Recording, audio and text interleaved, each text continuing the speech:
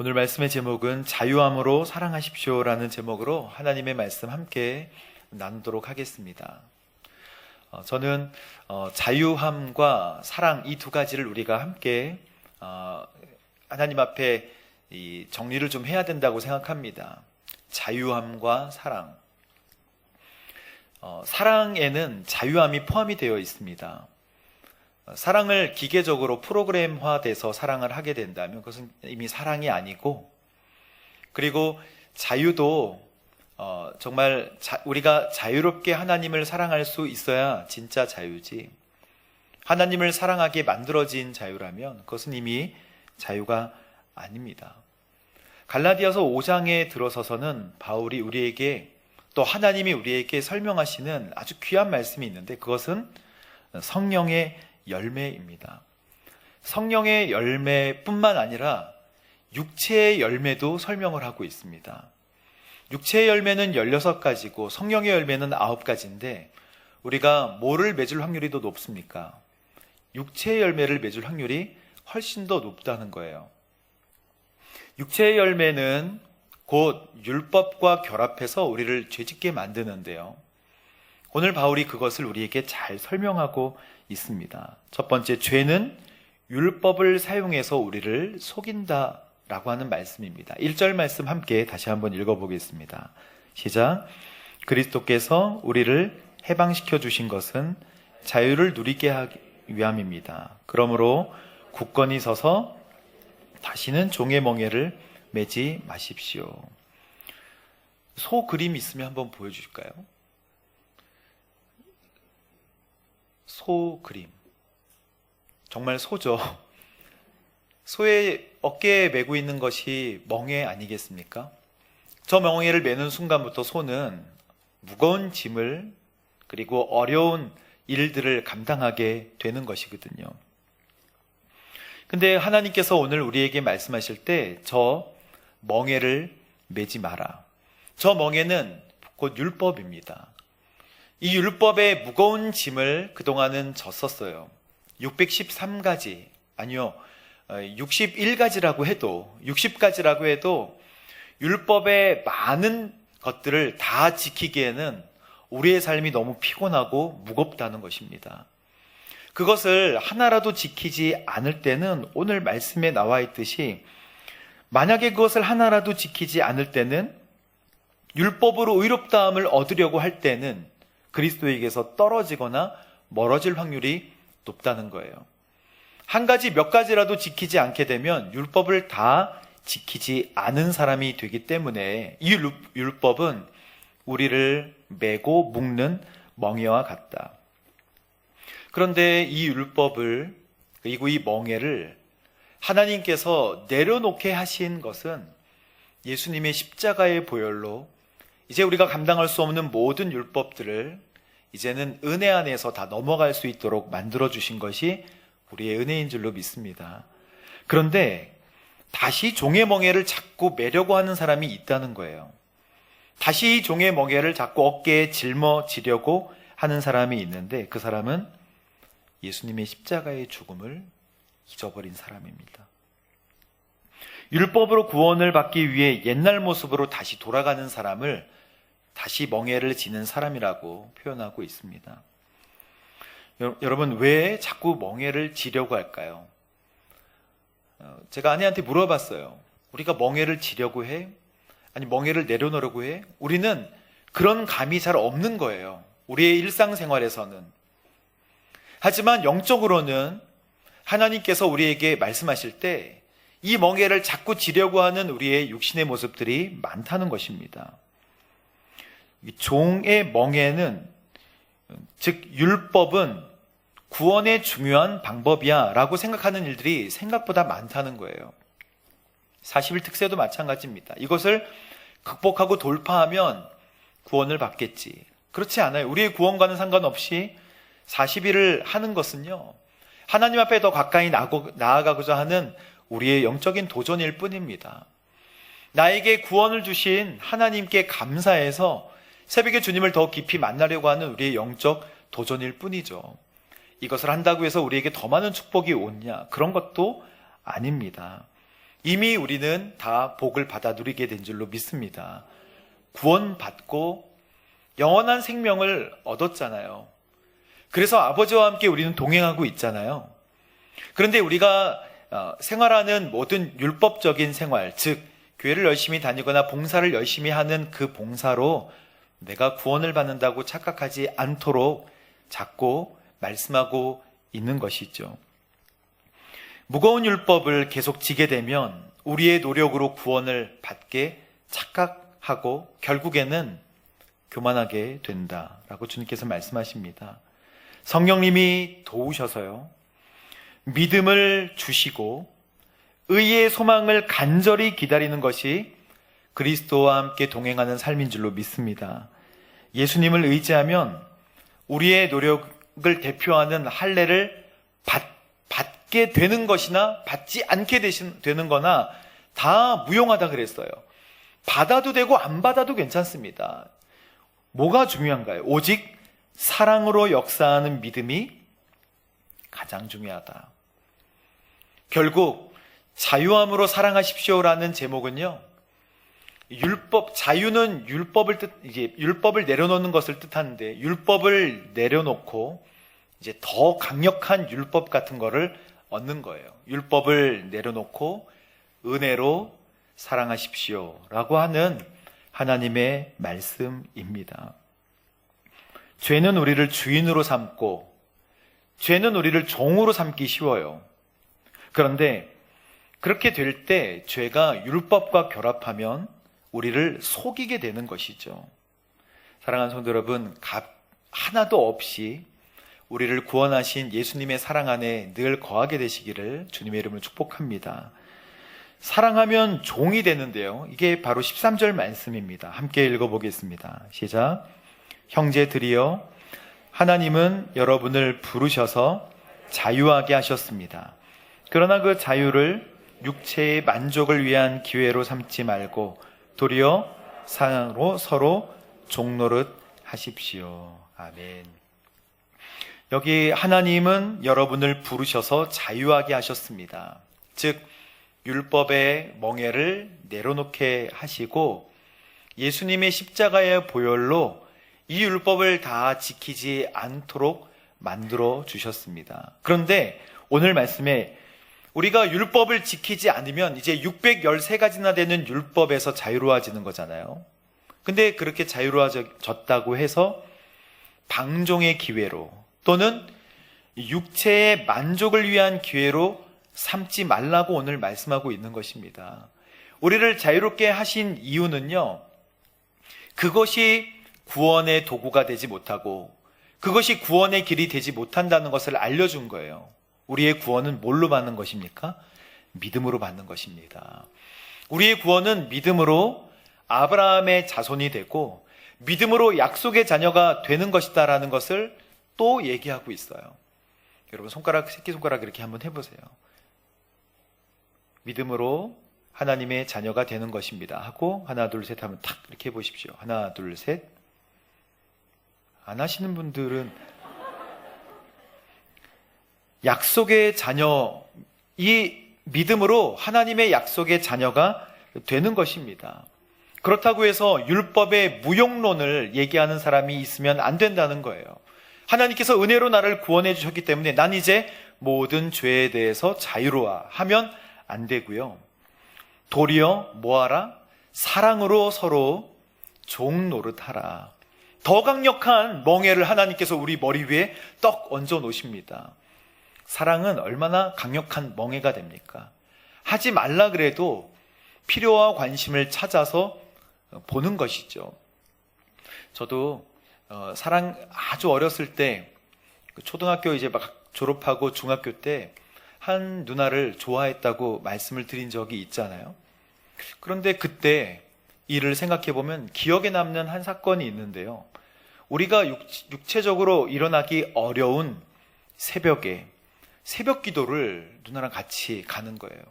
그때 특별 무슨 새벽 기도 같은 게 있었습니다. 근데 새벽 4시에 일어나서 라면을 끓여 먹고, 항상 라면을 끓여 먹어야 되는 줄 알았어요. 그래서 라면을 새벽에 눈을 감고 끓여 먹고, 그리고 그 누나 집 앞에 있는 가로등 앞에서 멋있게 서 있는 게 늘 아침에 일이었어요. 멋있게 이렇게 하면 멋있게 서 있을까? 아니면 이렇게 서 있을까? 그 고민하면서 가로등에 기대가지고 서 있게 되는, 그거는 그 당시에는 멍해였어요. 누가 그렇게 합니까? 그러나 굳이 하지 않아도 되는 일들을 하면서 새벽에 교회를 갔다가, 그리고 같이 돌아오는 길에 누나가 아이스크림을 사줬는데 아이스크림이 녹는 것도 모르고 줄줄줄 흘러서 제 흰 바지에 다 묻은 것도 모르고 오는 그런 경험. 그것은 누나의 종이 된 거예요, 제가. 근데 그것은 정말 행복한 종이죠. 사랑으로 제가 자원해서 하는 모든 일들입니다. 그런데 이걸 가지고 기도를 할 때, 주님, 나는 정말 주님을 사랑하고 주님께 저의 사랑을 드리고 주님 사랑을 알고 있는데, 나는 정말 내 마음속에 주님에 대한 강렬한 마음으로 하지 않아도 된다라고 얘기하는 것까지 다 하는 그 사랑이 나에게는 왜 이렇게 작아졌을까요? 라고 너무너무나 많이 고민이 되는 거예요. 사랑하는 성도 여러분, 은혜가 없이는 결코 우리가 죄인인 것을 알 수가 없어요. 하나님의 은혜, 하나님께서 나를 사랑하셔서 나를 위해 죽으셨다는 그 은혜가 잊혀지는 순간에 우리의 믿음과 우리의 신앙생활은 다 정지가 되는 것입니다. 그러므로 우리가 한 가지만 기억하도록 해요. 하나님께서 주신 은혜 안에서 공짜로 주신 구원 감사하고 거저 주신 믿음으로 구원을 받아서 사랑의 관계가 회복되지 않으면 우리는 결코 다른 사람도 사랑하기 어렵다는 것입니다. 하나님에 대한 사랑이 잊혀지고 은혜가 잊혀지는데 어떻게 우리가 다른 사람을 사랑할 수 있겠습니까? 고대 로마 시대에 터툴리안이라는 교부가 있었어요. 교부는 교회의 아버지죠. 그냥 교회의 리더예요. 이 터툴리안이 존경받는 교부인데 크리스찬 신자들의 순교하는 모습에 감동이 되어서 그리스도인으로, 기독교인으로 개종한 사람이에요. 근데 터툴리안이 했던 유명한 얘기가, 종종 불신자들에게 전도를 할 때 터툴리안은 이렇게 얘기했습니다. 당신은 그리스도인처럼 사랑하는 사람을 본 적이 있습니까? 당신은 그리스도인처럼 사랑하는 사람을 본 적이 있습니까? 이렇게 전도할 때 이 전도가 먹혔다는 거예요. 아, 그렇지. 그리스도인처럼 사랑하는 사람이 없지. 지금 이 시대에서는 상상하기 어려운, 당시에는 예수 믿는 사람, 제가 어렸을 때만 해도 크리스찬입니다, 기독교인입니다 라고 하면 인정해 줬어요. 아, 그리스도인이세요? 기독교인이세요? 아, 그러면 이 부분은 좀 믿고 그렇게 맡겨도 되겠네요 라고 하는 게 얼마 되지 않았습니다. 당신들은 그리스도인처럼 사랑하는 사람을 본 일이 있습니까? 우리 돌아가야 됩니다. 초대교회로 돌아가야 된다는 것은 복음을 전하는 것으로 돌아가야 된다는 뜻이지만, 하나님의 말씀을 전하면서 그리스도인처럼 살아가는 사람을 본 적이 있습니까? 라는 칭찬을 다시 우리가 들어야 된다는 것이죠. 제가 머리를 깎을 때 이번 주에 미용실에서 머리 깎는데 그분을 전도하고 싶어서 늘, 요즘 어떠세요? 교회 가까이 있는데 교회 한번 놀러 오시죠? 제가 차 대접하도록 하겠습니다.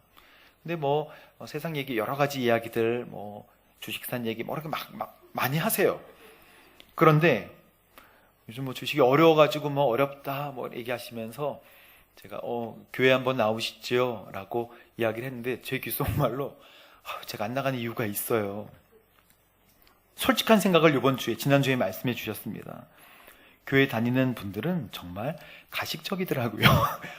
해서 안 나오신다는 거예요. 그 옆에 있는 부원장님은 넌 천주교지? 천주교도 마찬가지야. 이렇게 조용히 말씀해 주셨어요. 옆에 손님이 계셔서 저기 조용히. 여러분, 가식적이라는 말은 말과 행동이 진실하지 않거나 다른 모습, 즉 그리스도인답게 살지 않는다는 것이죠. 우리는 하나님께 대한 관계는 열심히 가지지만 사랑의 관계는 전혀 이웃에게 표현하기가 어색합니다. 그러나 사랑은 기독교의 핵심 가치예요.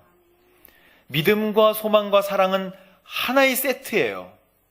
그래서 이 세 가지는 고린도전서 13장에 이 세 가지는 항상 남아있을 것인데 그 중에 가장 위대한 것은 사랑이다. 주님께서 그렇게 말씀하시고 사랑이 없으면 아무것도 아니다 라고 말씀하셨습니다. 이것은 고린도 교회를 향한 바울의 편지입니다. 고린도 교회에 문제가 생겨서 바울이 편지를 한 거예요. 고린도 교회는 당파 싸움도 하고 그리고 서로 분쟁도 하면서 언제 오실지에 대한 노미도 하고 또 은사에 대한 고민들도 했어요. 사람들이 뜨겁게 기도하다 보니까 성령의 은사를 받아 누립니다. 어떤 사람은 복음을, 어떤 사람은 귀신 쫓는 능력을 받고요. 어떤 사람은 가르치는 능력, 어떤 사람은 사도의 능력으로 성령의 능력을 활용하기 시작했어요. 그런데 어떤 사람은 나는 왜 이런 것 가지고 성령의 은사 같지도 않은 이거 가지고 저 사람이 부럽게 보인다라는 부러움과 시기, 질투 이런 것들이 고린도 교회에 가득했습니다. 그래서 고린도전서 12장에는 은사에 대해서 이야기를 바울이 쭉 합니다. 사람들은 각각 모두가 다 입이면 누가 냄새를 맡으리요? 라고 이야기하고 모두가 다 귀면 누가 먹으리요? 바울이 이렇게 얘기하고요. 하나의 하나님께서 각자 사람에게 맞는 은사를 주신다. 그러니까 우리의 모든 은사는 각각 다르지만 한 성령님 안에서 나오는 은사이다라고 각각의 은사들을 말씀해 주시죠. 여러분 방언도 마찬가지입니다. 은사예요. 방언이 필요한 사람에게는 방언을 주시는 거예요. 어떤 믿음의 정도를 측정하는 척도가 절대 아닙니다. 그래서 이 은사에 대해서 고린도전서 12장에 쭉 설명을 하면서 고린도전서 13장에 도대체 뭐라고 말씀하고 있냐면 고린도전서 13장에는 그러나 가장 중요한 것이 있는데 이런 모든 은사들보다도 진짜 중요한 것이 있는데 그게 뭐예요? 바로 사랑이다. 사랑이 없으면 울리는 꽹가리 같이 되고 사랑이 없으면 아무것도 아니다 라고 이야기를 해요. 그러면서 사랑의 특성에 대해서 아주 자세하게 설명합니다. 사랑은 오래 참는다. 사랑은 친절하다. 시기하지 않는다. 사랑은 막 자랑하지 않아요. 누가 사랑하는 연인에게, 사랑하는 사람에게 막 자랑을 합니까? 교만하지 않아요. 무례하지 않아요. 자기 유익을 구하지 않고요. 성내지 않고 원한도 품지 않습니다. 다 자녀 같은데, 다 부모 같은데 어떻게 원한을 품습니까? 불의를 기뻐하지 않고 진리와 함께 기뻐하고 모든 것을 덮어주고 모든 것을 믿고 바라고 모든 것을 견딥니다. 이게 바로 우리가 실천해야 될 하나님의 사랑입니다. 주님께서 그렇게 우리에게 가르쳐 주셨어요. 근데 이 사랑은 우리 안에서 자연스럽게 나오는 사랑이 아니에요. 사랑도 은사라는 거예요. 사랑도 하나님께 받아서 하는 것입니다. 겉으로 하는 게 아니라 그러니까 고린도전서 12장에서 13장 올 때 여러 가지 은사들이 있지만 그 중에 제1은 사랑이다. 믿음과 소망, 사랑이 있는데 그 중에 사랑은 너무나 중요해. 이 사랑으로 모든 은사들을 능가할 수 있다는 거예요. 어떤 사람은 멋있게 보이고 어떤 사람은 사도같이 멋있게 보이고 어떤 사람은 말씀을 전하는 것으로 멋있게 보이고 할 수 있지만 사랑의 사도, 사랑의 마음이 없으면 아무것도 아니다. 여러분 요한 사도가 오래 살았잖아요. 근데 요한일서 2장 4절 6절에 이렇게 나와 있어요. 하나님을 안다고 말하면서 하나님의 계명을 지키지 않는 사람은 거짓말쟁이다. 그 진리가 그 사람 안에 있지 않는다. 너무 찔리더라고요, 저도. 그러나 누구든지 하나님의 말씀을 지키면 하나님의 사랑이 그 사람 안에서 온전히 이루어진대요. 그러니까 소망이 있어요. 이로써 우리가 하나님 안에 있음을 알게 된다. 내가 하나님의 자녀고 다른 사람이 나를 볼 때도 하나님의 자녀라는 것을 알게 하는 것은 뭐 때문에? 사랑 때문에. 우리의 능력 때문에가 아니에요. 기도의 능력이나 다른 능력 때문에 우리가 그리스도의 사람이라고 알지 않고요. 사랑 때문에 안다는 거예요. 6절 말씀. 누구든지 하나님 안에 살아간다면 그리스도께서 행하신 것 같이 자신도 그렇게 행해야 합니다. 저랑 같이 공부했던 한 자매가 이단에 빠졌다가 다시 신학을 했던 자매인데, 이단에 있을 때 그 사람들이 줬던 많은 교리들과 이런 것들은 너무 분하고 원통하지만 그 사람들이 주었던 그 진실한 사랑은 잊을 수가 없다는 거예요. 그 사람들도 가식적으로 하지 않고 진실로 사랑을 하는 거예요. 잘못된 교리지만 진실로 사랑을 하는 것이죠. 주님께서 이렇게 말씀하십니다. 14절 말씀.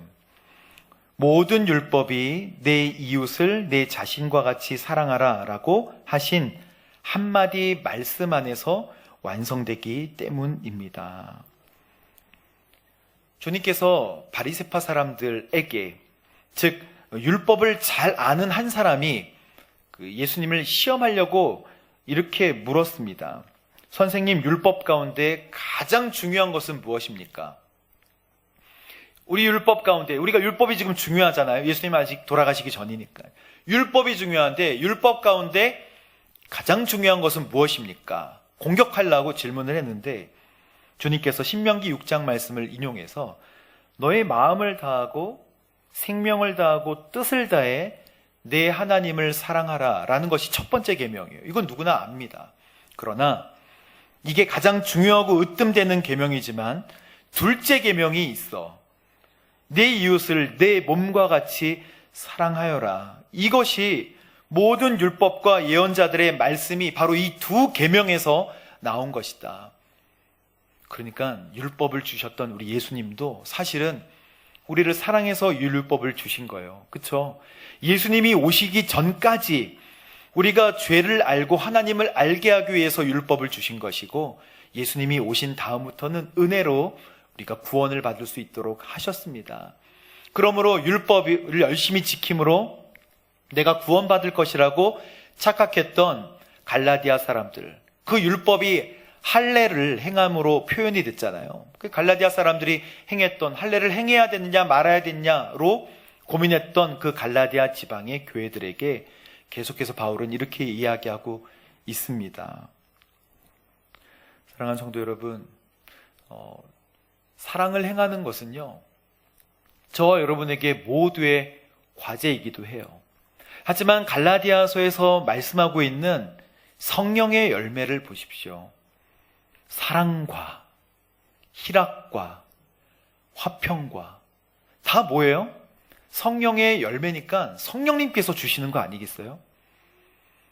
우리의 스스로 우리의 마음속에서는 사랑이 일어날 리 만무합니다. 그러나 예수님이 나를 사랑하셨던 사랑을 가지고 은혜가 내 안에서 알게 된다면 우리는 진짜 옆에 있는 사람을 사랑할 수 있게 되는 것이죠. 제가 저번에 섬겼던 우리 성북공동체에 한 집사님이 예배를 열심히 섬기는 예배사역팀에 계시다가 막 얼마나 사람들이 많이 오는지 막 무전기로 여기 몇 명 찼습니다. 여기에 사람을 보내야 됩니다. 그러면서 예배를 막 섬기는데 뛰어다니시다가 이 무전기 줄이 길거든요. 이 줄에 다리가 걸려가지고 넘어지셨어요. 근데 넘어질 때 그냥 꽈당 넘어지면 괜찮은데 이 기둥에 목을 부딪히셔서 전신 마비가 되셔서 평생을 그렇게 사시다가 2년 전, 3년 전에 소천하셨습니다. 그 집사님이 이제 늘 찾아가면 입만 움직일 수 있으세요. 내가 용산역에서 붕어빵을 팔아야 되는데 목사님, 그러면서 하셨던 목소리가 지금도 생생해요. 제가 팔게요. 제가 팔 테니까 일어나기만 하세요. 열심히 기도했지만 일어나지 못하시고 하나님께서 데려가셨어요. 근데 우리 그 집사님이 몸도 크고 그리고 무거우세요. 그래서 집사님의 소원, 예배당 가서 또 용산역 가서 같이 예배하고 전도했으면 좋겠다 하셨는데 그 소원을 들어드리려고 이제 전동 휠체어에 실어서 오는데 장정 3-4명이 필요합니다. 무거우니까요. 그 전동 휠체어만 의지하면 안 되고 옆에서 같이 밀어주고 받아주고 차에 전동 휠체어를 얹고 내리고 하는 모든 과정에 이것도 작전이고 프로젝트고 플랜이 필요하더라고요. 어느 날 몇 시에 누구, 그래서 사람들이 모여서 해야 되는데 이 일이 우리가 사랑으로 해야겠다 하지만 보통 쉬운 게 아니에요. 실제로 해보니까 정말 쉽지가 않았습니다. 진짜 쉽지 않은 일들을 계획해서 했는데 끙끙거리면서 내리고 또 올리고 내리고 하는데 하루가 다 갔어요. 그분 한 분을 위해서 예배를 봉사하는데. 그런데 그 얘기들을 같이 해주시면서 정말 은혜가 넘치는 하루였습니다. 힘들지만 넘치는 하루였습니다. 성경의 말씀하고 똑같아요. 우리 가운데 연약한 사람이 있을 때 그 공동체는 하나님의 은혜를 받게 되는 줄로 믿으시기를 바랍니다. 좋은 사람들과 함께, 사랑할 만한 사람들과 함께 신앙생활을 하는 것은 자연스럽고 당연한 일일 수 있어요.